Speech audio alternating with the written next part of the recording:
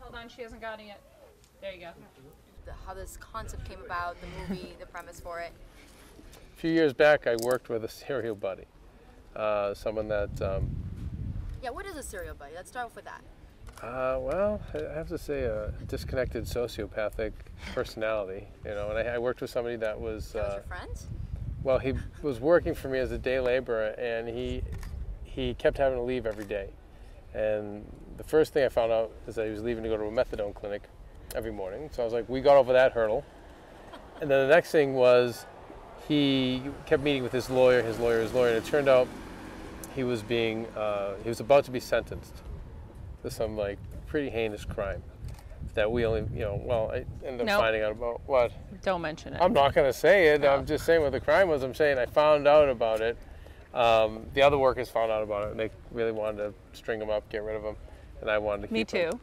But Kevin likes these special people. He was my friend. He wants to hang out with them. And he was the inspiration now for this. Yeah, because him and I in this, like, I felt like this one moment in time became serial buddies. Like, we were friends. We were. For the time we were working, the job we were working was way out in a remote location. And, you know, all the workers at that point were tired and aggravated. Joe and everyone else didn't want to work anymore, so my serial buddy did.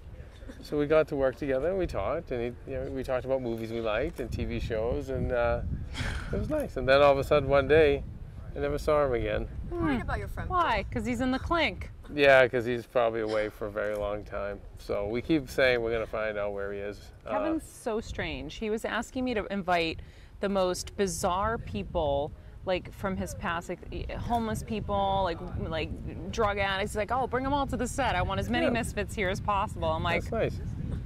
Perfect. It makes it fun. And now you have 4 misfits in this film. So tell me about the plot and what we're going to be seeing with these 4 guys. Well, they're 2, we call them serial buddies because they're both narcissistic sociopaths. They're really more wannabe serial killers than serial killers. And it's through the journey of the film that they actually, in their own relationships, they become human. That's what kind of confuses them, because they've never had friends, they've never had family. There's a line in the film where we find out that they're underparented and overstimulated, which I think speaks to a lot of kids today. So they don't really have any other frame of reference other than pop culture, movies, or TV shows. Tell me about this. I mean, how did you get involved in this film project? I don't even know. I really don't. You just told me about it one day. Here's how she did it. She did it the best way possible. She just showed up and she was herself. I was doing the Today Show with Maria, and Cassidy came with her friends to visit the set. And Maria asked me about Cassidy afterwards, and I said, you know, she said, oh, she's so lovely. What is she interested in? And I said, well, this afternoon I have to go home early because she's auditioning for something, and I want to be there with her and help her with an audition. And she goes, for what? I said, well, she's an actress, and she's studying acting, and she wants to get into it. She's done a few things, and the next thing I know, Maria the next day said, well, would Cassidy want to be in our film? So, you know, that's the way this business is. You can go on, you know, audition after audition, but sometimes it's your moment, you know.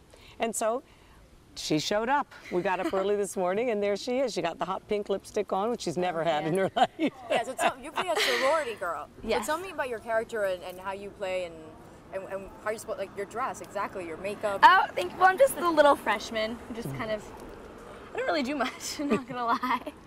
She has no ego. That she's going to have to develop. Have you noticed that? She's Diva. so modest. Think diva, Cassidy. Come on. You're not going to go anywhere in this business till you get an attitude. How much has Mom inspired you to do So that? much, so much. Everything. I wouldn't be here without her at all. Mom. How about that? No training? She gave the perfect answer. Yes. Tell me who you play. Well, I came today just to bring Cassidy, and Kevin, the director, took me aside and said, look, different people are doing cameos and that sort of thing. Would you be willing to play yourself in this? And I said, you know what, I'm totally willing to. I mean, that's the way this business is. You scratch each other's back, and someone's your friend, they ask you to do a favor for them, you do it.